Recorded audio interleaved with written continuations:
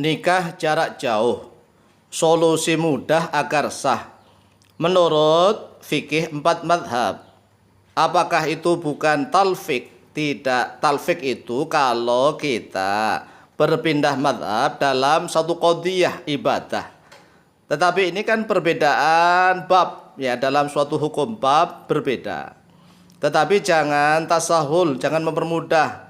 Jangan juga menyepelekan, ngambil yang gampang-gampang. Tetapi kalau darurat, ya kita bisa memadukan, asalkan jangan keluar dari pendapat imam madhab 4 tersebut. Selama masih ada pendapat para mujtahid dari keempat madhab 4, maka itu dibolehkan. Karena NU sendiri juga memegangi salah satu dari keempat madhab. Orang-orang Indonesia dalam prakteknya sehari-hari banyak yang intiqalul madhab. Contohnya setiap di luar sholat, khorijah sholati, para wanita nggak pakai niqab, nggak pakai cadar. Padahal madhab syafi'i kan harusnya pakai cadar kalau keluar rumah, tidak di dalam sholat. Oleh sebab itu solusi yang nikah jarak jauh, yaitu kemungkinan berbeda tempat antara wali dengan si perempuannya, berbeda provinsi atau berbeda pulau atau bahkan berbeda antar negara. Maka jangan melakukan perzinahan, tetapi lakukanlah nikah yang sah menurut salah satu dari ulama madhab 4, ya, ulama madhab 4, yaitu kalau enggak Hanafi, Maliki, Syafi'i atau Hambali.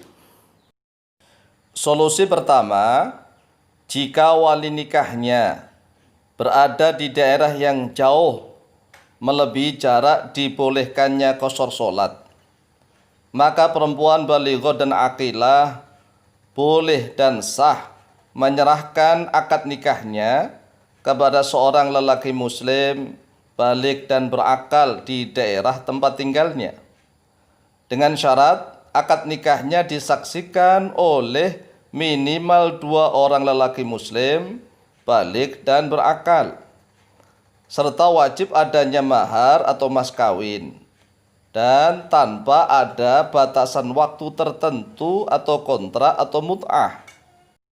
Al-bayan atau penjelasan, jika wali nikahnya berada di daerah yang jauh melebihi jarak dibolehkannya qashar sholat. Wali nikah yang dimaksud adalah wali tartib, yaitu bisa ayah atau kakek atau saudara seayah seibu atau paman dan seterusnya. Kemudian berada jauh melebihi jarak dibolehkannya qashar sholat. Jarak dibolehkannya qashar sholat yaitu sudah lebih dari 16 farsakh. 16 farsakh itu kurang lebih, kalau dihitung oleh para ulama, ada yang mengatakan kurang lebih 81 km, ada yang mengatakan ya kurang lebih 83 km. Oke, kita ambil yang kurang lebih 83 km. Itu sudah boleh melakukan qashar sholat. Apalagi yang sudah di luar negeri misalnya, ya lebih boleh lagi. Maka perempuan balighah, syaratnya perempuan tersebut harus balighah, tidak boleh anak-anak. Ya, harus balighah dan aqilah, tidak boleh gila atau stres atau pandir atau autis. Maka dia boleh dan sah menyerahkan akad nikahnya kepada seorang lelaki muslim. Wali yang ditunjuk dia syaratnya harus lelaki, nggak boleh perempuan, harus muslim. Kemudian harus sudah balik dan juga berakal sehat. Boleh di daerah tempat tinggalnya atau yang dekat situ, dengan syarat akad nikahnya disaksikan oleh minimal 2 orang lelaki muslim. Jadi yang menjadi saksi minimal itu 2 orang. Kalau 4 orang, 10 orang ya lebih bagus. Ya minimal 2 orang lelaki, harus muslim, harus sudah balik dan berakal. Serta nikahnya harus ada mahar yang diserahkan dari pihak laki-laki kepada pihak perempuan. Walaupun itu sepasang sandal jepit atau cincin dari besi, tetapi tetap harus ada mahar, tanpa ada batasan waktu tertentu atau kontrak atau mut'ah. Ya, insya Allah sah, boleh dan sah, halalan thayyiban. Dasar ibaratnya dari mana? Di dalam madhab Imam Asy-Syafi'i sendiri juga sudah ada. Apalagi di dalam kitab-kitab madhab Hanafi malah banyak sekali. Oke, mari kita bacakan ibarat di dalam madhab Syafi'i terlebih dahulu, kemudian kita akan membahas ibarat di dalam madhab Hanafi. Dasar ibarat yang pertama yaitu di dalam kitab Al-Ashbah wan Nadhair yang disusun oleh Imam As-Suyuti. Qala al-Imam As-Suyuti rahimahullahu ta'ala fil ashbahi wan nadhairi. Qala telah berkata al-Imamu oleh Imam As-Suyuti ialah Imam As-Suyuti. Fil ashbahi wan nadhairi di dalam kitab Al-Ashbah wan Nadhair.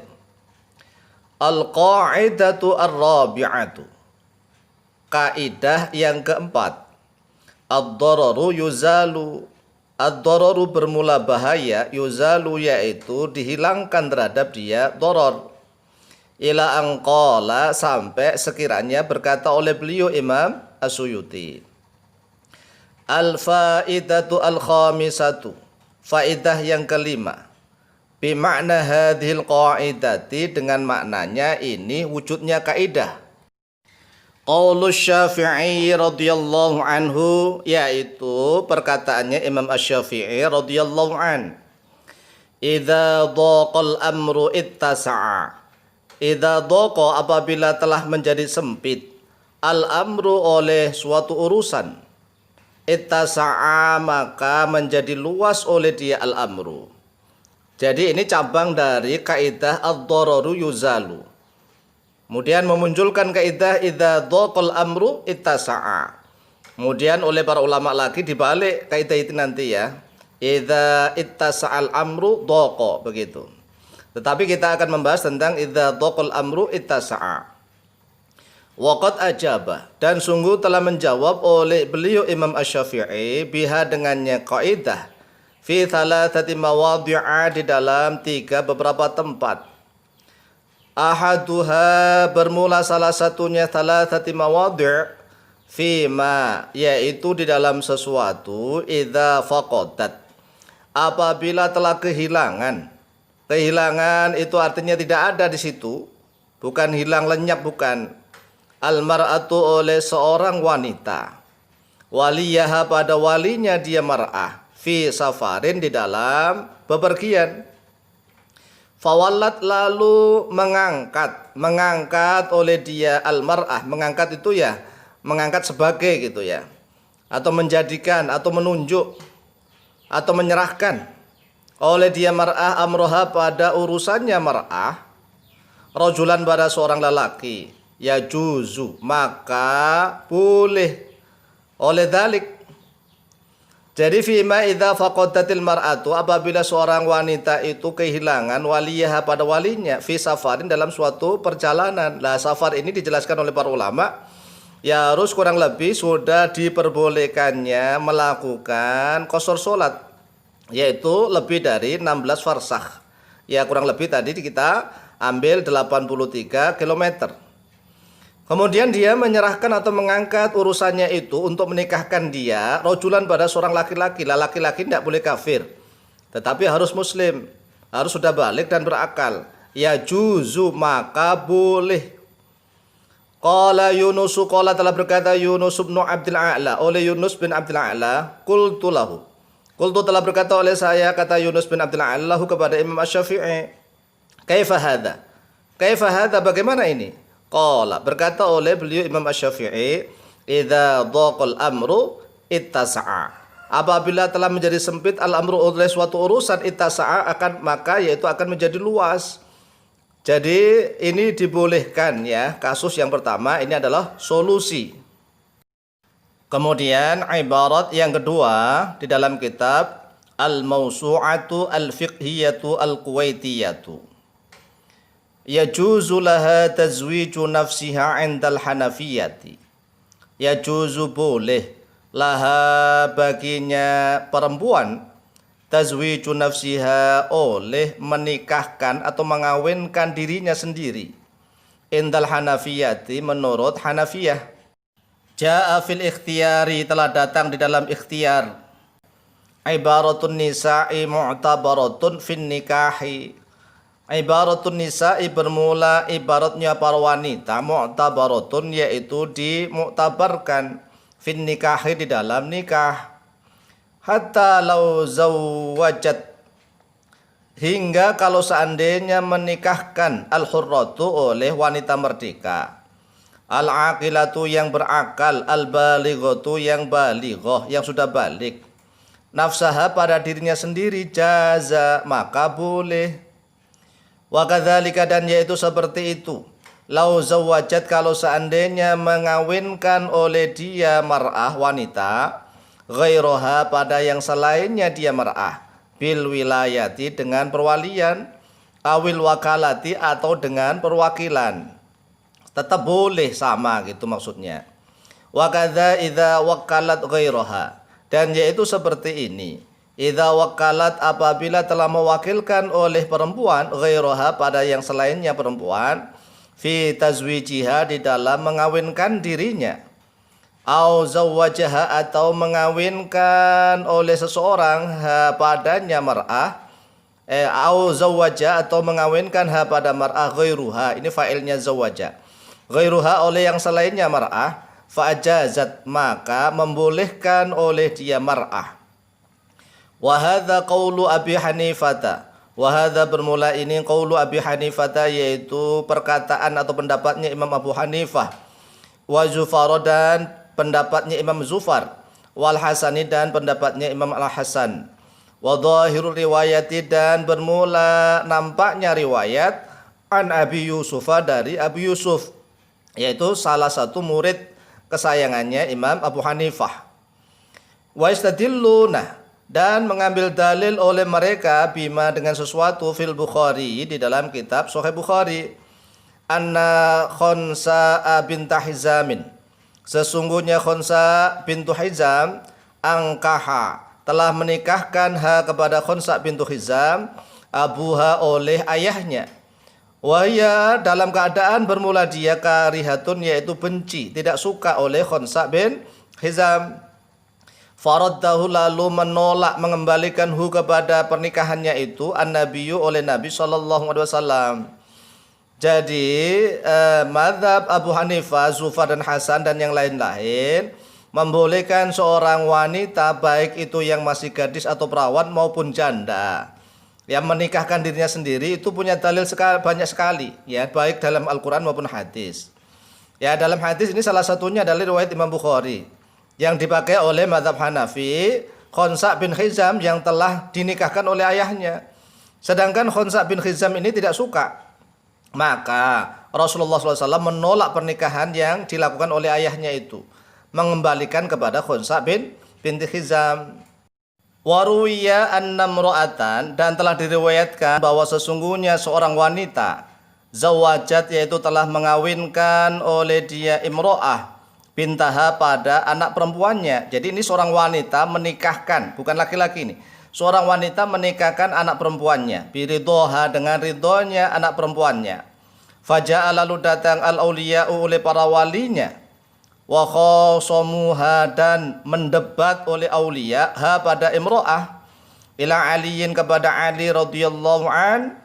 Fa'ajaza lalu membolehkan oleh beliau Ali an-nikah pada pernikahan itu. Ini kasus seorang wanita menikahkan anak gadisnya ya, menurut mazhab Hanafi, dan Sayyidina Ali radhiyallahu an membolehkan pernikahan itu. Hadza dalilul in'iqadi bi'ibaratin nisa'i. Hadza bermula ini dalilul in'iqadi yaitu bukti atau dalil in'iqad yaitu pengadaan adanya suatu permasalahan bi ibaratin nisa'i dengan ibaratnya para wanita.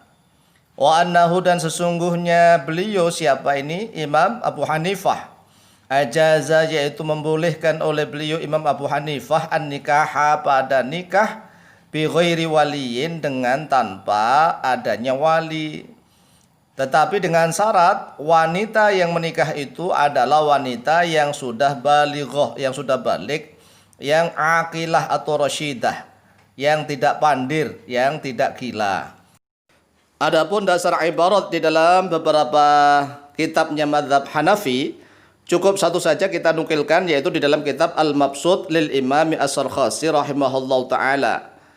Di dalam babun nikahi bi ghairi waliyin, ini ibaratnya mirip di dalam kitab Al-Mawsu'ah Al-Fiqhiyah Al-Kuwaitiyah, karena memang kitabnya Imam As-Sarkhasi Al-Hanafi inilah yang dinukil, dipindah di dalam kitab Al-Mawsu'ah Al-Fiqhiyah Al-Kuwaitiyah. Qala radhiyallahu anhu balaghana an Ali bin Abi Thalib radhiyallahu anna imra'atan zawwajat ibnataha biridhaha. Faja'a awliya'uha fakhasamuha ila Ali radhiyallahu fa'ajazan nikaha. Ya, sudah kita artikan tadi di dalam kitab Al-Mawsu'ah Al-Fiqhiyah Al-Kuwaitiyah. Wa fi hadza dalilun ala anna al-mar'ata idza zawwajat nafsaha aw amarat ghairal wali ay yuzawwijaha fazawwajaha jaza an-nikahu.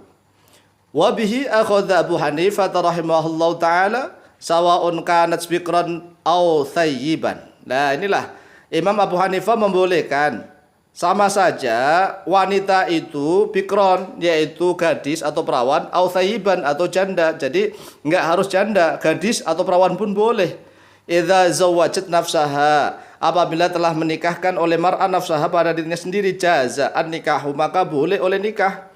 Fi dhahiri riwayat, dalam dhahirnya riwayat, sawaun, yaitu sama saja, karena ada azauju oleh suami, kufuan, yaitu yang sepadan terutama dalam agamanya dan nasabnya, laha baginya mar'ah, au ghairu kufuin, atau yang tidak sepadan, fan nikahu sahihun, maka bermula nikahnya sahihun, yaitu sahih sah. Illa annahu idza lam yakun kuf'an laha falil awliyai haqqul i'tiradi. Hanya saja apabila seorang suami tidak kufu, tidak sepadan bagi seorang wanita tersebut, maka bagi walinya punya hak untuk menentang, untuk membatalkan pernikahan. Karena apa? Bahaya. Wanita itu kan tergantung suaminya. Kalau suaminya tidak kufu dalam segi agama dan nasabnya terutama, maka wanita tersebut bisa nanti dikhawatirkan akan hidup sengsara dan menderita. Seperti itu. Kemudian kitab-kitab mazhab Hanafi yang lain seperti kitab Bada'i'us Suna'i' fi Tartib Syara'i' atau kitab Hasyiah Ibnu Abidin dan yang lain-lain, banyak sekali ya di dalam mazhab Hanafi. Memang mazhab Hanafi itu tidak mewajibkan adanya wali yang dari ayah atau kakek atau wali tartib bagi wanita yang sudah balighah, yang sudah aqilah atau rasyidah. Kemudian dalam mazhab Malik, kalau memang wanita itu kaya raya, nggak boleh. Tetapi kalau miskin, boleh. Gitu ada sebagian mazhab Maliki. Boleh menikahkan diri sendiri, tapi kalau wanita itu miskin. Kemudian dalam mazhab Hanafi sudah jelas tadi kalau memang safar, ada bepergian. Oleh sebab itu menikahlah ya dengan menggunakan pendapat para ulama imam mazhab. Karena kita bukan ulama mujtahid yang ahli ijtihad, kita hanya taklid pada salah satu dari keempat imam madhab 4 yang muktabar ya. Wallahu ta'ala a'lamu bishawab.